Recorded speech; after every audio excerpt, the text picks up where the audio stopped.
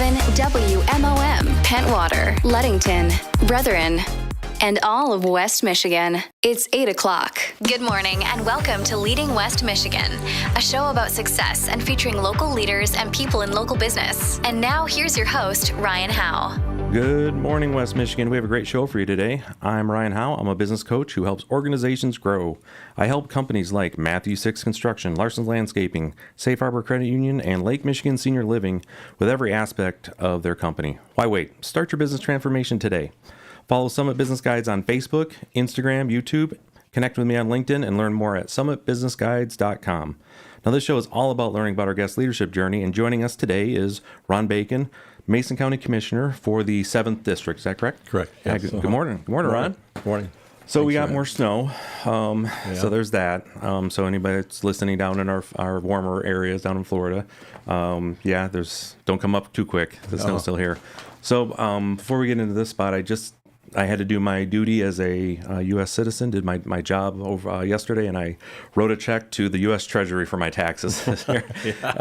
Every year this time, it just is painful, but got it done. So with that, folks who haven't got it done, got about a month left. So with that, Ron, as far as county commissioner, what's the county commissioner do for those that may not know? So we basically guide with policies, and we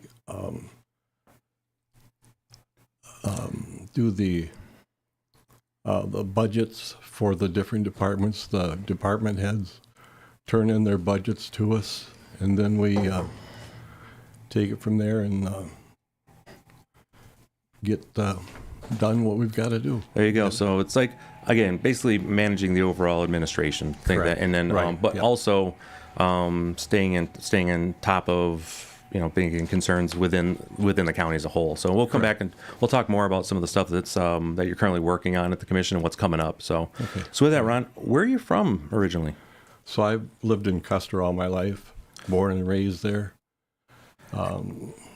Went to Mason County Eastern School, all through school. It's a great school. That's when I graduated from. So now, what did your parents do there? My dad worked at Harvest and Walker, and my mom worked for Plums here in Ludington for a while. She also worked at the post office there in Custer. So Plums, for those that don't remember, that was a grocery store, right? Yeah. Right. Yeah. Yep. Where's what's there now at the old Plums location? Larson Hardware. Larson's, yep, that's right. Larson's Hardware, yep. I remember that, and that used to be the McDonald's was across the street from there too, where the family video is. Yep. Yeah. Yeah. There was last year had one of the folks on here actually reminded me that McDonald's was there. I was like, that's right. Yeah. Oh my goodness. So, okay. So did that. Now, as far as for school, did you like school? Yes, I did. I enjoyed it. Yeah. I wasn't too much on the books, but I enjoyed the social part of it. Nothing wrong with that. So within that, though, were there any parts of the school, like the different types of education that you did actually enjoy? Or was it all just like, I'm here to party? No. I did more of the business aspect of it. Mr. J. Jacoviak was an excellent teacher, and he did the business math, and that's where I kind of got started. Okay. If you're just joining us, we're talking with Ron Bacon, Mason County Commissioner for the 7th District. Again, I'm Ryan Howe. This is Leading West Michigan, and this show is all about learning about our guest leadership journey. And Mr. J, he was my principal when I was in. Probably. Yeah, he was. Yeah, Yep. Intimidating guy. Yeah. Yeah, that's tall and a deep voice. Yes, everything. Yeah, for considering I have neither of those. That was especially when I was younger. Yeah, it was wild. So, again, so you had the social piece there. Again, and I find that for a lot of folks, it's either there's parts of the school that they really enjoy, part they don't, but also the fact that they tend to be there also just for the socialization. That's one of the things that I do like about schools, because you learn how to interact with folks. It's just going to help you. Yeah. So with that, did you have any jobs like while you were in school? Yeah, I worked at Bonsers. Started when I was 16 and worked there probably, till I was 18, and then went out and got other jobs. What work did you do at Bonsers? Were you a stock boy? Carry out stock boy, yeah. Me too. Me. Behind the meat counter. Yep. Okay, so behind the meat counter too. Yeah, it's I think we were talking earlier. I think everybody who lives in Custer at some point had worked at Bonser's, at least around, Yeah. within a certain generations. Obviously now it's the Cardinal Cafe, which has a great breakfast. Yeah. But yeah, no, it's have the spot there. So did you do any sports or anything when you were in school? No, not really. I didn't. I did more of the working after school and stuff. Okay. Yeah. Yeah, I did sports up for a bit, but then I had like 4 jobs in high school. The farming wasn't necessarily for me. So between Bonser's and multiple other jobs, so I get it. I completely get that one when to work. So one of the things that when we were talking earlier this week that you mentioned is kind of your first foray into an elected officialdom is that you ran for the school board rather young. Yep, I was 18. Lost. But it was a good learning experience. Back then, they thought I was too young. I was 18. Didn't have any experience, but wanted to go out and take a challenge. Well, I mean, what was it that initially on outside of like the challenge of, again, deciding to put your name in the hat is a huge thing for anybody to do. But what was it that that first, you say you're 18, I'd say I want to go back and be on the school board. Most people when they graduate are trying to get away. You're trying to get back in. Yep. Well, I had tried to enlist in the Navy, and when I was a young kid, I had chicken pox, and it got down my throat and my ear, and it broke the eardrum. So back at that time, I couldn't go in the Navy, so I wanted to serve somehow. So when my grandfather had been on the county commission, he was a township supervisor. So I guess it's in my blood. Yeah. So I've been in some sort. So, yeah, and then, so what did your family think when you said, hey, I want to run for school board at 18? My dad said, try it, see if it works. Oh, well, there you go. Yeah. And again, unfortunately, it didn't work out for you. No. We said it was good. What did you take away from that experience then, I guess, would be like? Back then, excuse me, being 18, it was just a challenge, but yet I wanted to give something back to the community. So yeah, it was a way. So it's just one way to serve the community Right. you had there. Yeah. So, okay. So what was after Bonser's, after work there? What was next for you? I had a short stint working for Urcas when they were in Scottville in the sales, in the car sales, but that lasted about 6 months, and then I went to work for Ludington Beverage and was there for 20 years. So where was Urcas at in Scottville? Remind me. Just west of the light in that first building. Just west of the light. After Oh, the okay. corner. Yep. I know what you're talking about. Yep. Okay. Yep, it's Dave's Auto now. Yep. Dave's Auto. Okay. Yep. No, I gotcha. No, I get it. So, okay. So then you said you moved on to Ludington Beverage. So what, who was running it at that time? Bud and Dorothy Reed. Yep. When I initially started. And then, excuse me, Buddy took it over in the 90s, I think it was. So, yeah. Looks like we're continuing our conversation with Ron Bacon, the Mason County Commissioner for the 7th District, and just talking about him making his way over to Ludington Beverage. So what was the work that you started with? I was in the warehouse loading trucks and sorting bottles and stuff. Okay, so just went into that spot. Yeah, I was in the warehouse for about 6 years and then went out on the route when the route opened up.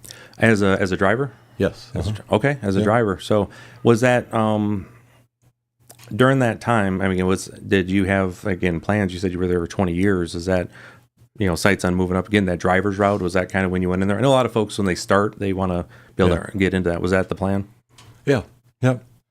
Back when I started, returnables hadn't been a thing in Michigan.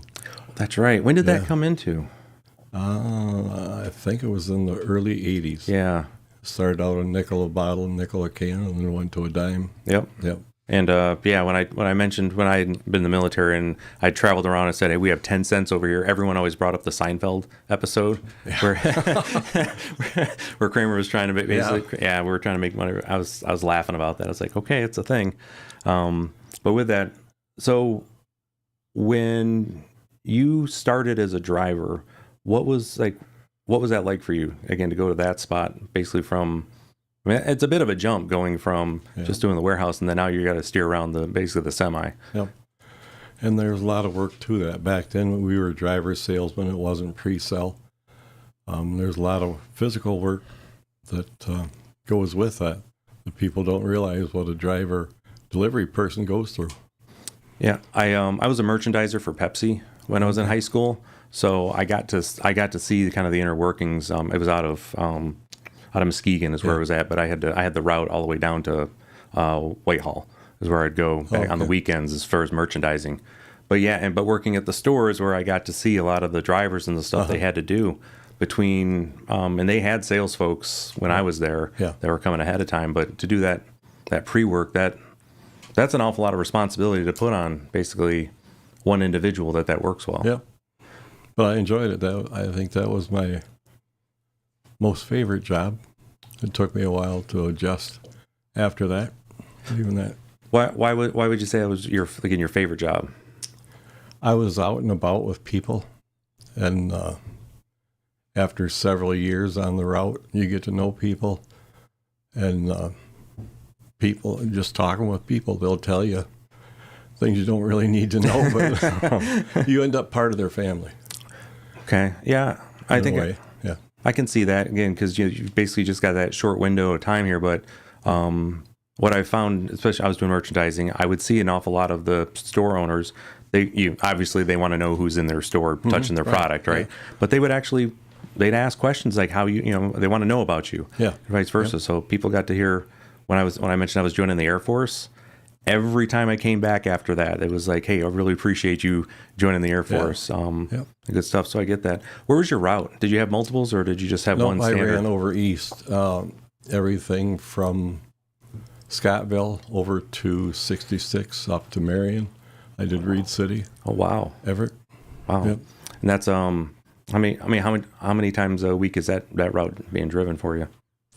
I was over on 66 and twice a week over there. When I was in Baldwin and Luther and up in there. Okay. So during this time too, was there any other elected work that you were serving in or? Yeah, I was on the village council in Custer for 36 years. Served there. When did you first start with the village council? I believe it was in 85, 84, 85, somewhere around there. So how old would that have made you at that point? I think I was 24, 25. And how did that come about as far as, you did your one stint where you threw in your hat for the school board, but then how did that transition over into saying, hey, I want to help out with the village? Well, I was delivering at Johnny's one day, and he happened to be the village president, and they had an opening. And he knew I lived in Custer, so he asked me if I would be interested. So I put my name in, and they appointed me, and then I ran every 2 years after that. Okay. What was the again? Was it simply just to serve? Did you see things in the village that you thought you could be helpful with? What was it? Just to serve, just to help make decisions. What did so with that? What was the learning curve like coming on? Because for those that don't know, there's a bit to it when you get on there. Yeah, there's things you can and can't do, being in a government situation. And so, with your time there, what were some of the things that were that you were able to get done that you remember as far as that were challenges that you just as a village council you came up with? Well, the sewer system on the south end of town, there was a couple, there was more than a couple that had well problems. The school had a well problem back then. So the school ended up having to get bottled water in to drink. So we started looking at the, I don't think it was really contamination. I can't think what the mineral was right now. But we started checking into getting a grant, getting loans to do the whole village sewer project. So I think that was completed in 96. Okay. It was like a 4-year.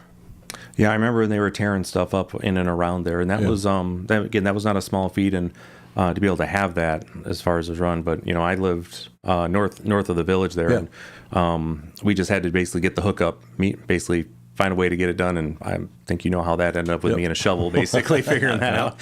There was some tractor work, but there was an awful lot of me and a shovel taking care of that piece. So, what did the residents think about that when that was first put out? Well, we actually went door to door. Each of the council members took a section of town and went door to door trying to figure out what the people wanted. And it was the majority that said that they would like it. So, they would like to have it. Yeah. So, and again, I just had a house built 2 years ago in Custer, and basically we just had to go. We went right to the plans, right exactly where the hookup was, and my folks were able to handle it. It was exactly where it was supposed to be. So, as someone who was on the recipient of that, thank you very much. Made it easier. I mean, they may have accidentally cut through some fiber at the time that wasn't on the chart, but is what it is. Yep, it happens. Yep. So beyond that, so your time at Ludington Beverage, there was a driver, and you mentioned the social piece there. Again, we get to ask by Johnny. So when you made that transition to where you're working again with the village here, was there any other spots in the village that came up that were like, hey, could you guys take a look at this and see as far as helping us out with some stuff? Yeah, people are always asking if you can do this or that, and there's some things you can do and some things you can't get done. Yeah.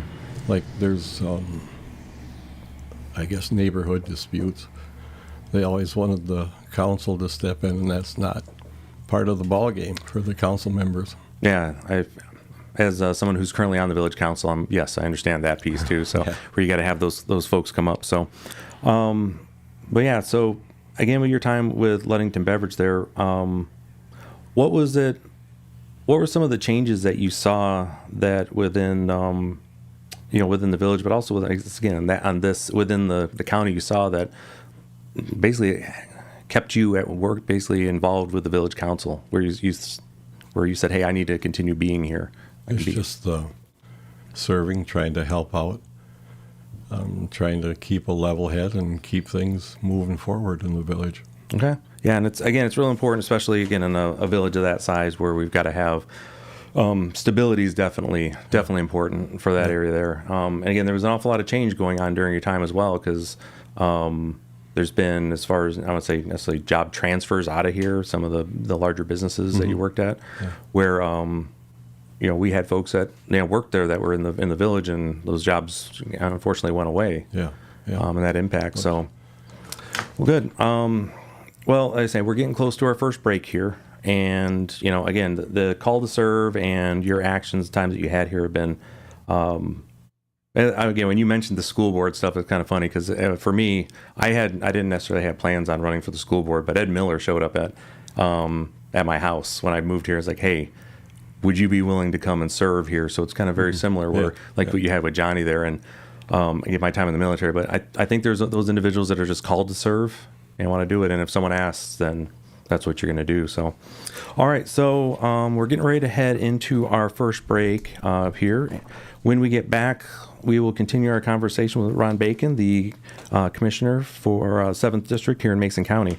Again, you're listening to Leading West Michigan on 102.7 WMOM, at home on your Amazon Alexa or Google Home smart devices, streaming online at WMOM.FM, and live video streams on the 102.7 WMOM Facebook page and WMOM YouTube channel. So let's get into that first break, and when we get back, we'll hear more from Ron. Mom's Fridge Magnets are community calendar announcements presented by Watson Motors, West Michigan, CMH, McGee Insurance, and Lakeshore Automotive and Tire. Another fridge magnet comes your way next. Upgrade your driving experience with Watson Motors. Our service department sets the standard for excellence. Count on us for exceptional care and top-notch service. Drive worry-free at Watson Motors. See the difference today. Spring is here. Get a quick oil change and a spring checkup for a smoother, happier ride. Visit Lakeshore Automotive and Tire on South James Street in downtown Ludington for quick, reliable service. On April 7th, the Mason County Reformed Church will host an 80s and 90s throwback party with a silent disco as part of the United Youth Rallies organized by Mason County youth groups. These events cater to middle and high school students from 6th to 12th grade and offer free activities, worship sessions, inspiring messages, and delicious food will be provided. Each United Youth Rally takes place at various local churches from 5 p.m. to 8 p.m. providing a fun and engaging space for youth in the community. Email info@unitedyouth.rally.com if you have any questions. If your group or nonprofit organization has an announcement that you would like others to know about, reach out to us and we'll add it for free to the Fridge Magnet program thanks to Lakeshore Automotive and Tire, McGee Insurance, West Michigan, CMH, and Watson Motors. It's Leading West Michigan, and we're back with your host, Ryan Howe, on 102.7 WMOM. All right, welcome back, and we're continuing our conversation with Ron Bacon, the Mason County Commissioner for the 7th District. And again, but before the break, we had covered a little bit of territory there about your time and your getting that call to serve out there, and also your time with Ludington Beverage. Now, when that came to an end, what did that transfer look like for your next work that you had? I ended up having a couple of back surgeries while I was at Ludington Beverage. So the second surgery was a fusion, and they more or less told me I can't go back to that type of work. Okay. So after the rehab and stuff with my back, I started looking for something else I could do. So I knew an agent that worked for McGee's, and he just asked me if I'd be interested in getting licensed and doing the insurance. And was this, what interested you about that? Like saying, okay, this is, what age were you at this point? 40. You're 40, so this is midlife, trying to basically, okay, Yep. I've got to find something new. And what was it about doing insurance work that you said, hey, this might be something I want to chase after? It was a challenge because I had tried going back to school. I went to West Shore for a couple of semesters trying to get into accounting. And at 40 years old, it just wasn't working out. So I had to find something different that I could do. And it was a challenge at first. But I went in and interviewed with Greg, and he agreed to take a chance. So you say, a challenge in what way? Was it because it was all new and... Correct, yeah. I knew how to pay insurance bills, but I knew nothing about it. On the other side of it, got it. Yeah. Probably wasn't the communication with people stuff. That probably wasn't going to be a relationship. No, yeah. Okay. Yeah. You say you figured it out pretty quick. So now, and you're still currently with them, correct? Correct. Yeah. So with that, like when you look at all the work that you've done, as far as for your professional career, what has been your favorite work that you've done, and why is that? I like this job, but the freedom out on the route, I think, was my most favorite part. It took me a while to get adjusted to sitting behind a desk after being out and about on a truck and being on my own, not necessarily on my own, but taking care of a route. So yeah, I know. And I had a feeling it was going to be that, because there's a lot of individuals for very similar reasons when they, I talk with my clients about this, where they go from being the folks that are on the floor making it happen to now they're in a management position where unfortunately, you have to work at the desk because you're doing different type of work. Right. And that same type of, I just want to be able to get up and go and do things versus sitting at a desk and whatever. However, you learn rather quickly the impact that you have at the different style of work there. So, what was next for you after your time with, again, with the Village Council? So you did 35 years. 36 years. 36 years. 36 years. Yep. And then I ran for the township supervisor for Custer Township. Okay. Did that for a year and a half. So with what was it the same thing? There was an opening. Someone said, "Hey, would you be interested?" Or were there multiple people running? What was that? What was that about? It was basically me. The supervisor that was there decided he wanted to get out of it, so okay. So I took it. It was, and to be fair, that's not uncommon in some of the smaller areas where it's, I'm kind of, things come up in life. We don't see it necessarily in the larger areas because it does happen quite even in the larger areas. Yeah. But in an area, smaller areas, there's an impact that's attached there for sure. So now, with that, what for those that aren't fully aware, like Custer Township, where does that extend to? Like, so that's it's a little more than a mile square.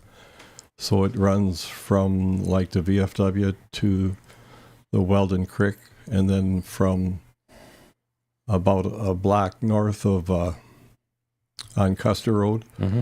and then runs down to probably about a block from the cemetery driveway Okay. on the south end. Yeah. Yeah, so it's not a small chunk No. that you have there, and especially where it's at too, because it's at those here in the county, it's a crossroad area too. It's got a Yeah. lot of everything. I just described the village, the township. Sorry. Yeah. So the township is from the city limits of Scottville over to Shona Road, and then up to Dewey Road, and then south to Shovey Road. Okay. Sorry about that. No, you're fine. You're fine. With that, that all that does is just expand on my statement. It's an even larger, but you're covered two major crossroads that, again, from the Custer Road and US 10, that they're pretty well heavily trafficked. Yeah. Be able to have Yes. that. So there is some things definitely that goes in there. But so for those that don't know, basically for when you're dealing a township supervisor, what sort of work is that involved there? It's just, that was kind of an overload for me, not knowing exactly what it was. The cemetery is a big part Okay. of a township, that and the roads and bridges. But the cemetery is heart and soul for a lot of people. There's a lot of emotion, attachments to it, and yeah.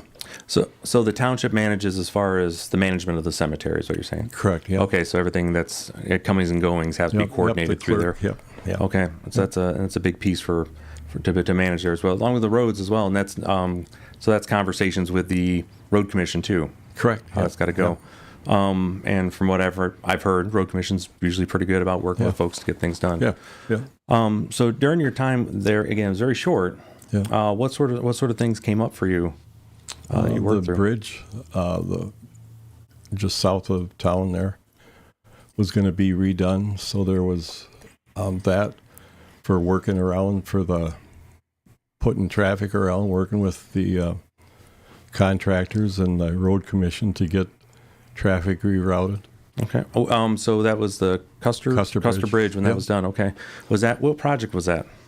What was done there? I guess. They actually replaced the whole decking on the bridge. Okay, that was the decking. Okay. Yeah. All right. Actually, I want to go back to your time with the when it comes to the village there too. The bridge that's on First Street. Yeah. What was the project like there for where did the money come, or how was that done? Because when I was younger, it was this big rusty awfulness that we all played on and had a great wooden bridge. Yep. Yeah, and then So the weight limit got cut way back because of the iron and steel underneath was getting deteriorated. Mm-hmm. So we got through the road commission, we got grants to get that replaced. I think that was done in '92. Yeah, if I remember. Yeah, I remember I was just getting towards high school when that was done and everything. Yeah. It made us kind of sad because we had a lot of memories of basically with that bridge. So, okay. So with that, I guess my question I have here is, so you've got that within the supervision, or I'm sorry, with the township supervisor position, and you were asked to do that. What did was there anything else that you handled while you were there beyond the bridge? Just working with the budget and stuff. Okay. Yeah. So with that transition then to, again, you're with McGee Insurance, and now there's, as far as it goes for the Mason County, basically the seat for the county commissioner. Mm-hmm. What was that something, I'm going back to when you're 18, you're moving up. Was this something that you even thought about at time? Yeah, it was a life goal. Life goal. Yeah. And what was that because of with your grandpa? I or believe what? so. Yeah, kind of got into my blood and just wanted to keep serving. Just keep serving, and that was the next area you felt you could bring an impact to. Yeah. So during your time in the village, and then I guess again your time that you were township supervisor, what were some of the skills that you picked up that thought that, hey, you know what, I think I'm ready to throw my hat in the ring here? Because there's a difference when you're 18 and you're like, hey, I want to go do the school board thing, but now you've had an opportunity. Let's say, it's a lifetime of work and learning these skill sets. What skill sets did you have that you thought, okay, this county commissioner thing's probably should be on my radar? Just keeping a level head and trying to make good, honest decisions to help people. And the county commissioners, it's a whole different ballgame than the township and the village. We don't have to work with roads and bridges. That's split off over to the road commission to do that. So we don't have to do that. We just take care of all the different departments. We don't get into the day-to-day stuff, but we manage the budgets and stuff for them. And the oversight. So Yeah. with that, so I guess, so if I get what you're saying correctly, then you felt comfortable. You had a firm understanding of how all the systems operated basically at the lower levels there. So you could, when you're looking at the budgets and you're doing these different things, that you could say, okay, I can infer and be able to provide guidance, or be able to speak up and say, hey, these are these reasons why this may or may not be the right thing to do. Yeah. Okay. Yep, and there's a whole lot more to it than what I ever thought there was. In what way?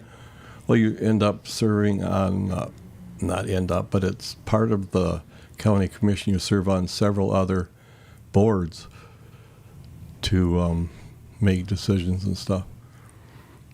What sort of boards are those? The District 10 Health Department, the Area Agency of Aging, which is 9 counties. That's out of Grand Rapids. And I'm on 3 different lake boards that are within my area. Lake boards, okay. Mental health, the West Michigan Mental Health, and then on the Lakeshore Regional Board also. Lakeshore Regional Board. So, and yeah, so there's a lot to it. And again, I guess your time also had is, and it's funny when I talk to folks about this, because they, you're not alone in that when you have people who end up in these. It's like, oh my goodness, I didn't realize all this extra stuff that was there. But you lean back on the things that you had when you were younger, that right. Or you cut your teeth on some of those other things that existed there. Yeah. So with these boards that you're on now, are these actually? I'm going to save the board question for when we come back. We're getting ready to head into break here in a little bit. So with that when I'm talking with my clients, and it's one of the questions that statements I bring up consistently with them is, don't overlook institutional knowledge with your folks. There's something to be said for being in the system for as long as you have been, because you feel the flows, you see how things are going. Not saying you can anticipate, but it's not your first rodeo with a lot of things that are going on there. Right. Yep. Yeah. And so when I'm talking with my clients, like, listen, yes, there's always want to bring new blood in. They have new ideas and fresh thoughts. Absolutely. But also understand that the folks that have been with you for a while, you want to make sure you can take full advantage of what they have there. So, correct. Okay. So, all right. So we're going to head into our next break here. And when we get back, I want to talk a little bit about some of these boards that you're on, and some of the impact that they have. So you're listening to Leading West Michigan on 102.7 WMOM, at home on your Amazon Alexa or Google Home smart devices, streaming online at WMOM.FM, and live video streams on the 102.7 WMOM Facebook page and WMOM YouTube channel. So let's go into that next break, and when we get back, I want to hear more about the boards that you are currently serving on as part of your duties within the commission. Searching for the ideal midweek or weekend activity? Your quest ends here. Immerse yourself in the thrill of open bowling at Spartan West Bowling Center, offering excitement Monday through Thursday from 3 p.m. to 9:30 p.m. Seeking Friday night vibes or Saturday afternoon thrills? Spartan West Bowling Center has you covered with extended hours from noon to 11 p.m. And don't forget the Sunday special, open from noon to 7 p.m. Spartan West Bowling Center stands as the ultimate destination for cherished moments with family and friends. Whether you're a seasoned pro or just in for a good time, our open bowling hours are tailored to all skill levels. Bring your A game and have an extraordinary bowling experience. Gather your crew and glide into Spartan West Bowling Center, where pins fall and good times roll seamlessly. Every day of the week promises fun for everyone. We'll see you on the lanes. Welcome to the ultimate flavor experience at El Rancho, where every bite is a reason to celebrate. The rich tradition of El Rancho's Rancho Bowl. Indulge your senses in the vibrant flavors of the Burrito Loco, or take your taste buds to new heights with the irresistibly delicious Super Rancho. Sundays become extra special with an incredible 30% off on house margaritas, the perfect way to elevate your week's end or start anew. Treat yourself to daily food and drink specials that promise a delightful dance for your taste buds. As you sip on the ultimate margarita, savor the complimentary chips and salsa, a true symphony of flavors that will leave you wanting more. Birthdays are transformed into unforgettable celebrations at El Rancho. Take a shot and brace yourself for the sweet surprise of free ice cream, all while the dedicated servers serenade you in celebration. Join El Rancho Sunday through Thursday from 11 a.m. to 9 p.m. and extend the fiesta into the night on Fridays and Saturdays from 11 a.m. until 10 p.m. Indulge, rejoice, and let El Rancho add the perfect spice to your life. Located on the north side of US 10 in Ludington. Are you in the market for your next vehicle? Look no further than Watson Motors. The friendly team is here 6 days a week, ready to guide you through the process of finding and customizing your ideal new or used car. We pride ourselves on offering a transparent and stress-free car buying experience, ensuring you get the perfect vehicle at a price that aligns with your budget. Our dedicated sales professionals are committed to understanding your unique needs, making it their mission to match you with a vehicle that not only meets but exceeds your personal transportation requirements. At Watson Motors, in Ludington, Manistee, and Benzie, we're more than just a dealership. We're your one-stop destination for everything vehicle-related. From purchasing and leasing to repairs and maintenance, let us be your trusted partner on the road. Visit us today and experience the Watson Motors difference, where your journey begins with exceptional service and a car buying experience like no other. Watson Motors. Our name means a great deal. It's Leading West Michigan, and we're back with your host, Ryan Howe, on 102.7 WMOM. All right, welcome back. And I'm Ryan Howe from Summit Business Guides, and we're continuing our conversation with Ron Bacon, the Mason County Commissioner for the 7th District.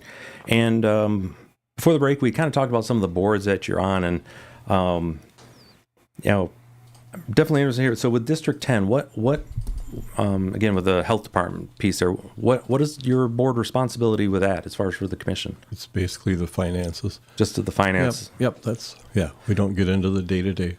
Okay. Stuff. It's just, we don't do policies. The policies are more or less state and federal guidelined.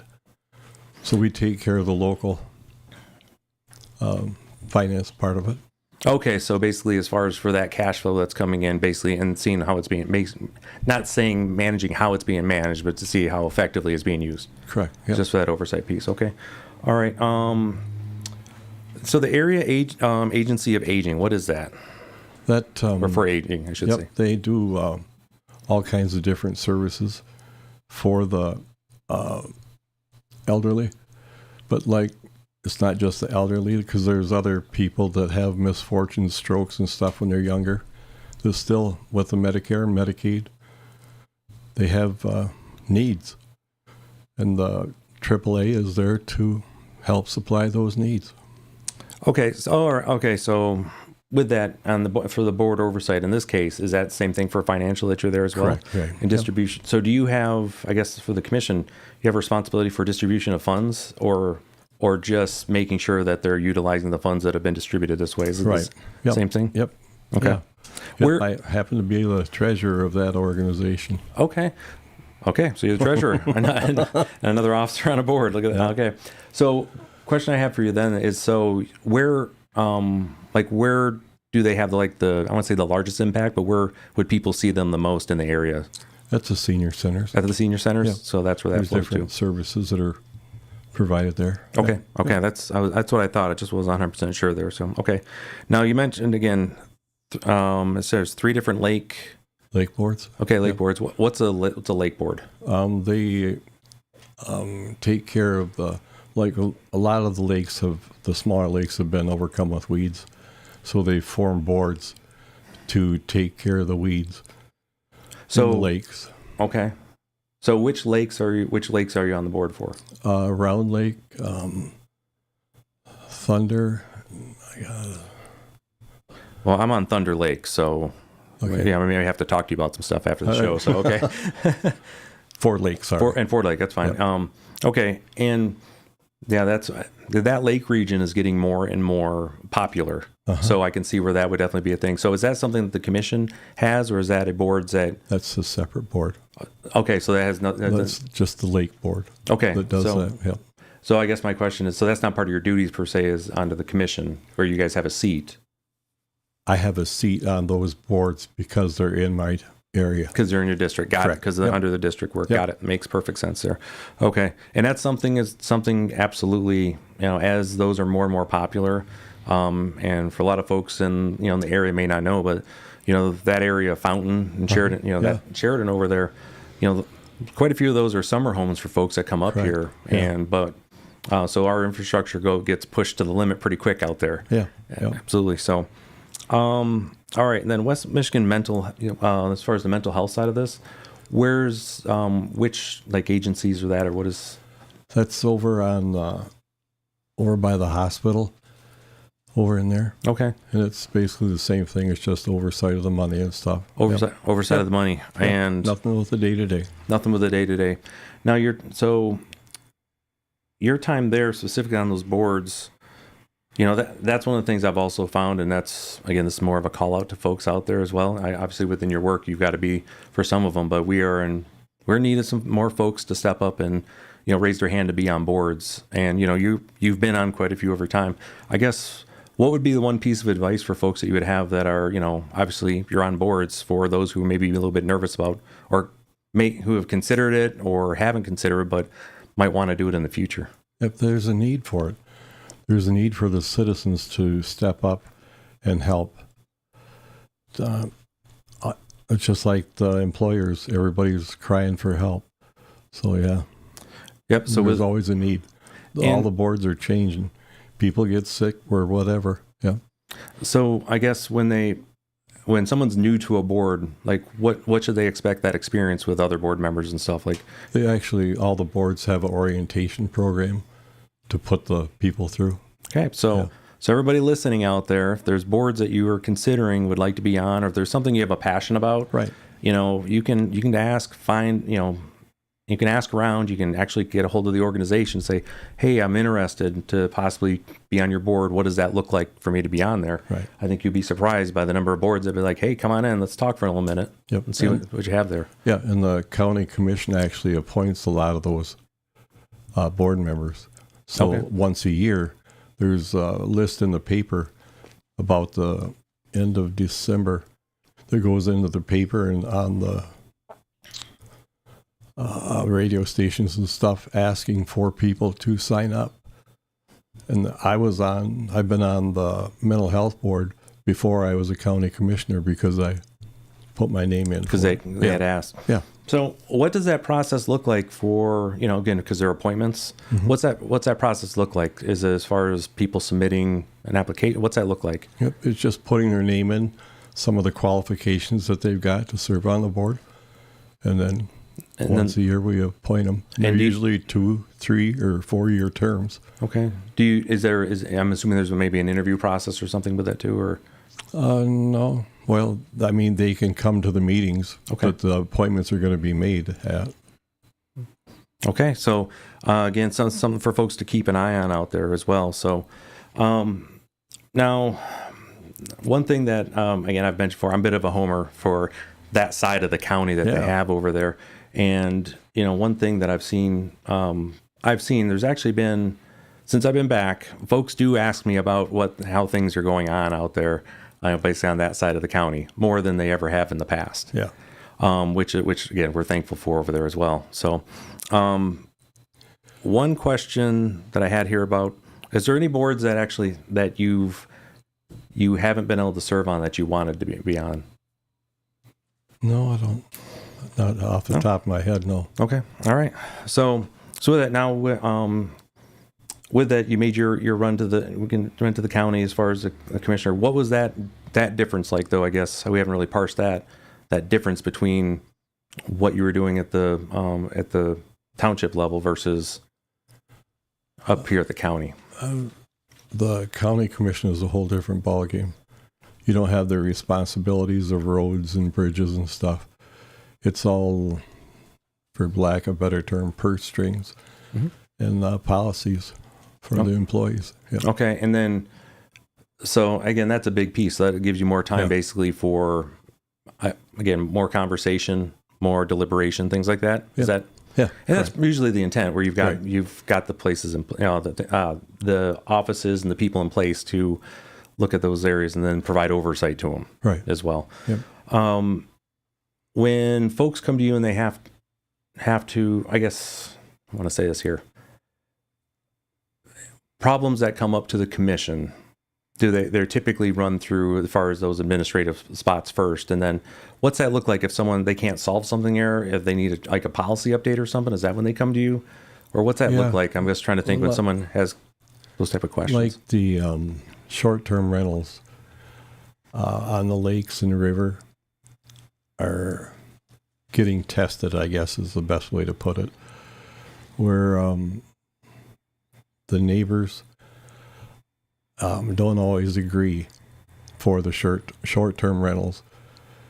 They, for lack of better, are concerned with party houses. Like the home, if it was built in the 60s or 70s or whatever, the sewer system isn't built to handle 10 or 12 people. It's built, most of them are 1 or 2 bedroom cottages, and then people come up for the weekends and they've got 8 or 9 people, plus they bring their campers and park them in the yard, and it's party town. Okay. So the neighbors are concerned with that. Okay, and that's one where, again, as the county is looking at as a whole, hey, short-term rental, because and as we've talked, as other guests have brought up, when they're short-term rentals, they're also not available for housing for basically the residents around here. So I've seen that where that's definitely been a bit of concern here as well. So so we are getting close to heading into our final break here. So when we come back from our break, I'd like the opportunity for you to kind of talk about some of the things that the commission are currently looking at, and then also what you see basically in the future, things that the commission is going to have to tackle. You with the rest of the commissioners are in the same boat as all the rest of us here. We're trying to figure out how we are going to grow Mason County in a way to keep up with where it's heading in the future, but also do it in the right way that preserves what makes everyone enjoy this area as well. Right. So it'll be good to hear. So you're listening to Leading West Michigan on 102.7 WMOM, at home on your Amazon Alexa or Google Home smart devices, streaming online at WMOM.FM, and live video streams on the 102.7 WMOM Facebook page and WMOM YouTube channel. So let's get into the final break, and when we get back, let's hear about some of the things that are on tap with the Mason County Commissioners.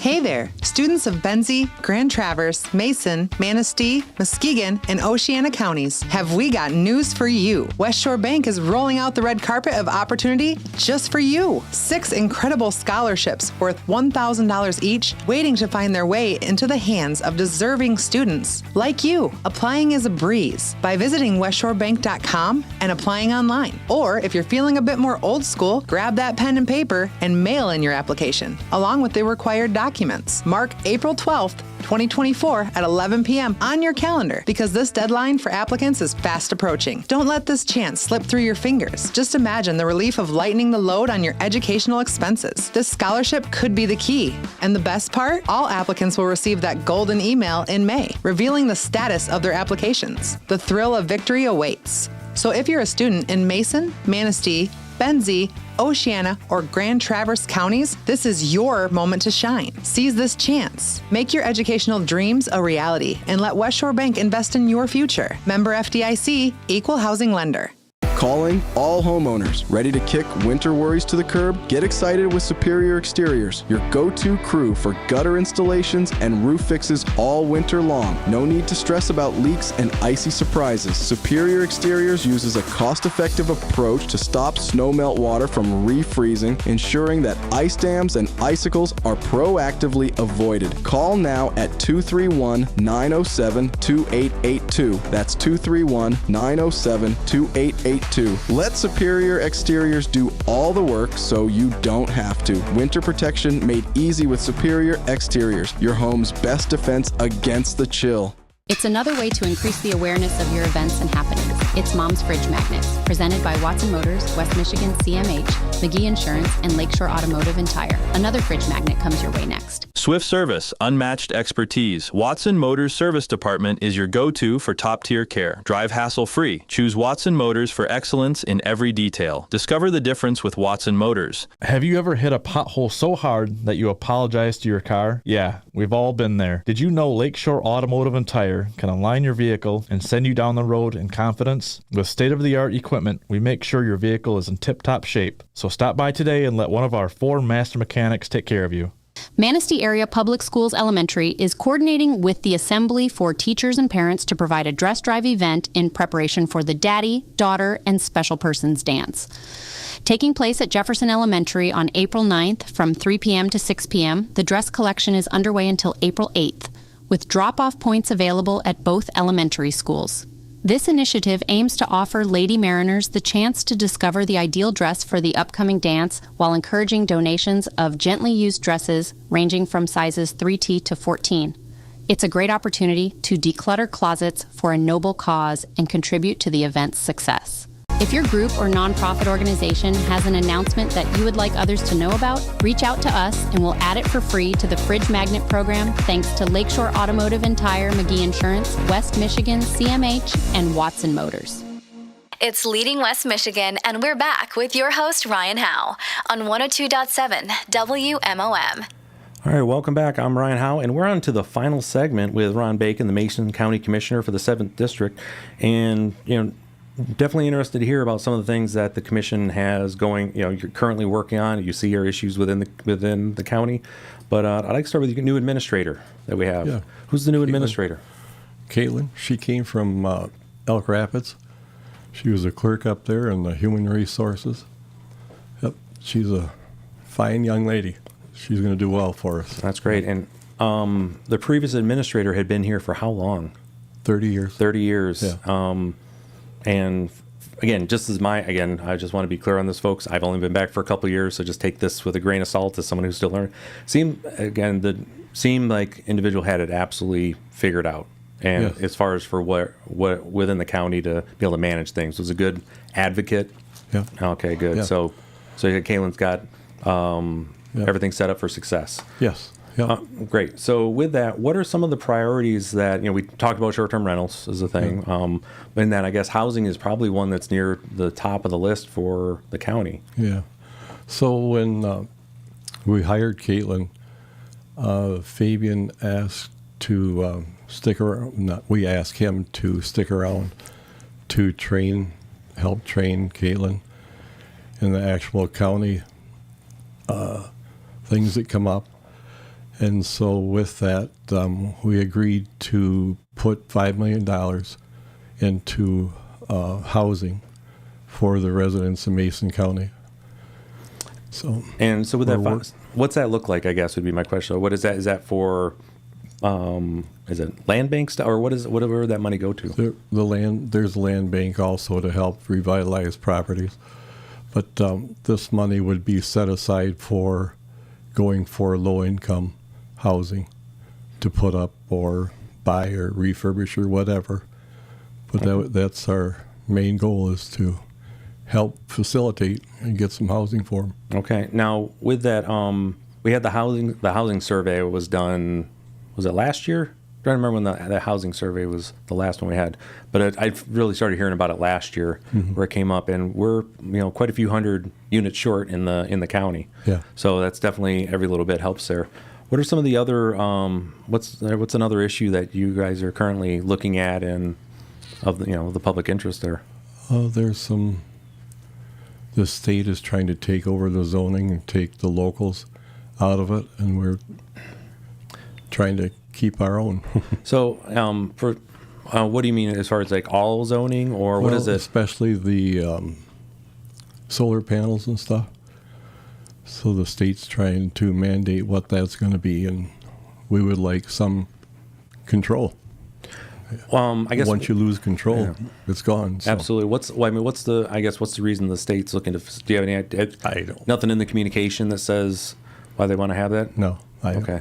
Brownfield is something I've heard consistently time and time again. Could you explain what that is for folks and then what the county's working on?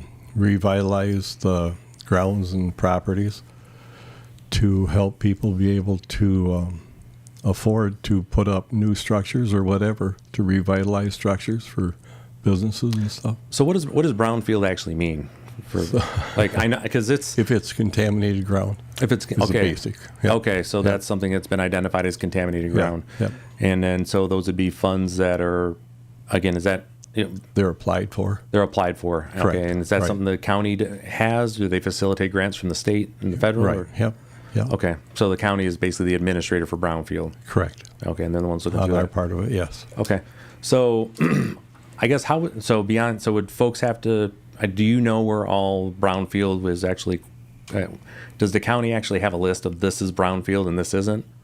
Or they probably do. Okay. And I don't know what that consists of. Okay. I've never looked into it that far. Okay. Yeah. All right, because that's one. Fabian's always been our go-to for that. So. All right, so I guess Caitlin, I may have a question for Caitlin next time I see her. So, hey, welcome to the seat. I have a question. Let's go. So, know that drill. So, what other things are out there with the county? I don't know. It's hard to.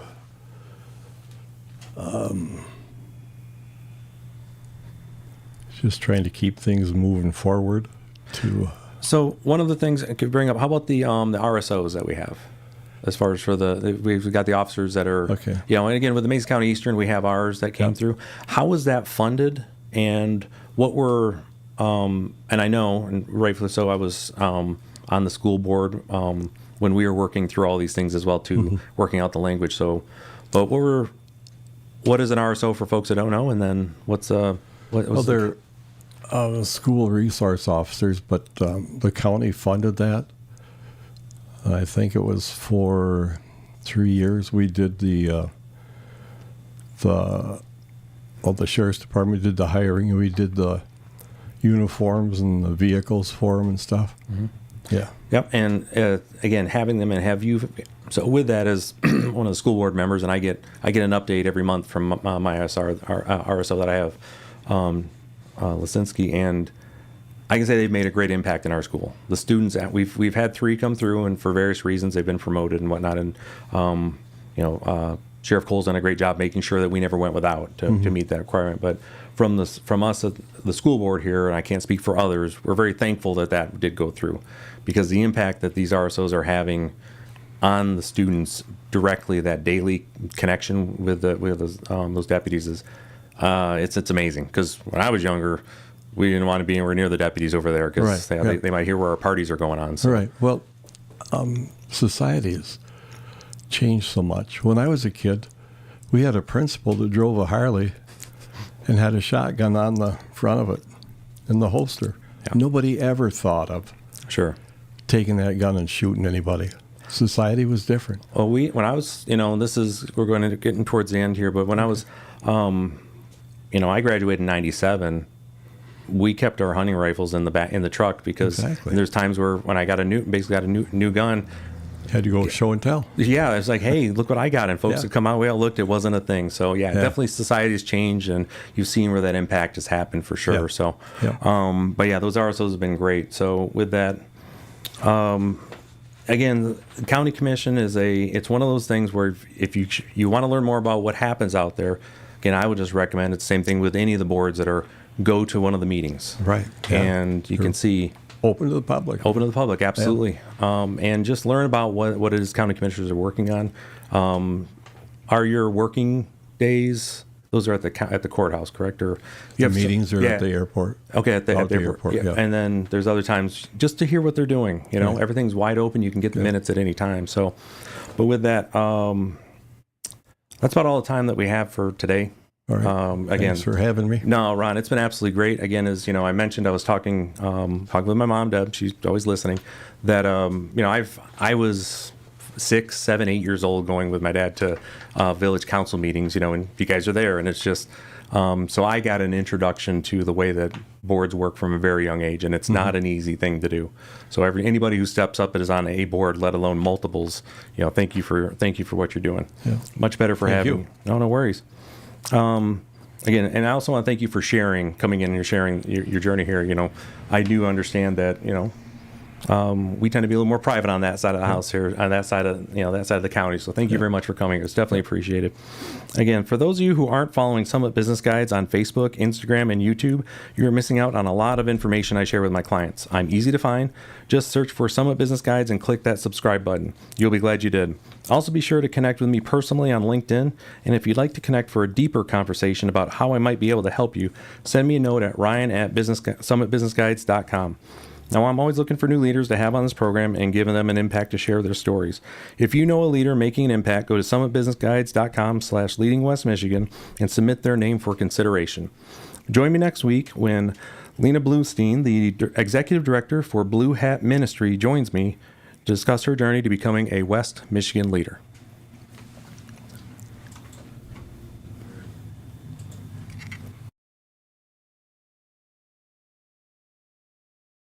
You've been listening to Leading West Michigan with Ryan Howe, a weekly program where you hear success stories of local officials and business leaders.